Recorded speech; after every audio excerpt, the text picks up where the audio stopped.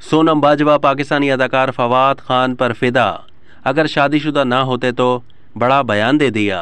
भारतीय अदाकारा सोनम बाजवा ने पाकिस्तानी स्टार फवाद खान के बारे में अपने जज्बात का इजहार करते हुए कहा कि अगर फवाद खान शादीशुदा ना होते तो वो उनके साथ डेट पर जाना चाहती।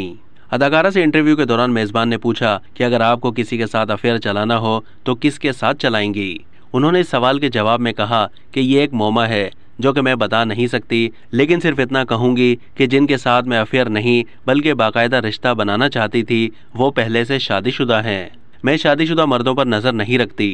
उन्होंने ये कहते हुए बता ही दिया कि वो जिस शख्स को डेट करना चाहती हैं वो फवाद खान हैं, इसलिए अगर उनकी शादी ना हुई होती तो मैं उनके साथ डेट पर जाना चाहती।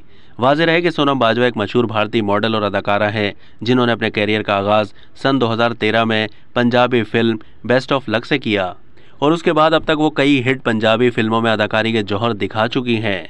अब तक के लिए इतना ही। मज़ीद मालूमात के लिए डेली जंग के यूट्यूब चैनल को सब्सक्राइब कीजिए।